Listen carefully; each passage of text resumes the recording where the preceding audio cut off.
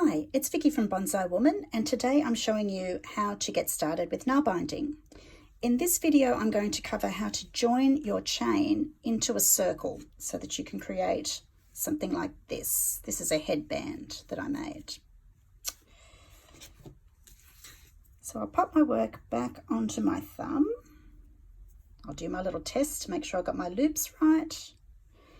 And then the important thing when you're joining your chain is to make sure you don't get a twist in the chain. So I like to just take my fingers right to the very beginning of the chain, pop a little bit of tension on that back loop, and then run my fingers all the way down the chain to make sure there are no twists, and then bring the end up to my thumb, ready to begin. That way I know there are no twists in that circle that I've created. With the Oslo stitch, we do what's called an F1 connection. So that means F is from the front and the 1 refers to how many loops we're going to pick up. So we're going to pick up 1 loop from the front. So here's the end of my chain. I'm going to pick up that loop onto my needle, and then I'm going to complete my Oslo stitch as before.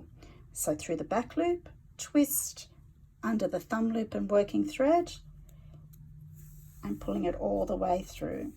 Now you will find your tail might get a little bit in the road here, so there's a little bit of juggling as you begin. I'm just going to pull that tail out of the road. When we get a bit further on, you can actually weave the end in for that tail, moving my thumb loop to the back.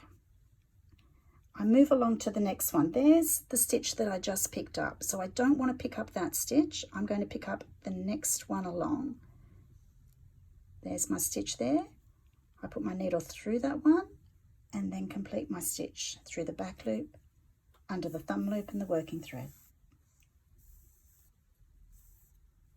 So with each stitch that I do, I'm going to pick up a stitch from my previous row in my chain, and we're just going to work our way around and around the circle until you create a tube that is the length that you want.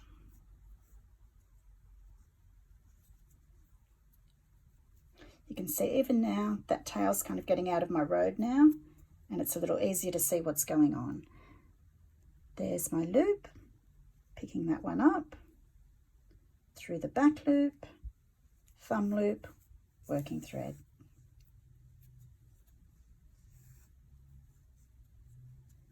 To the back. So you just keep working your way around and around the circle in a spiral. And because of this, we always have a little bit of a step when we begin and end our work in nail binding. You can see on this piece, oops, caught up there. You can see on this piece a little step and a little step. That's one of the hallmarks of this craft, and you will always get a little step like that. When you weave your ends in, you can help to minimize that by pulling the ends in and weaving them down a couple of rows below the end row, and that helps, but you will always get that step. It's one of the ways that we know something has been nail bind rather than crocheted or knitted. Okay, back onto my thumb and I can continue. Now in the next video, I'm going to show you how to increase and decrease. That is how we shape our garments when we're working with nail binding. I hope this video has been helpful for you. Happy nail binding.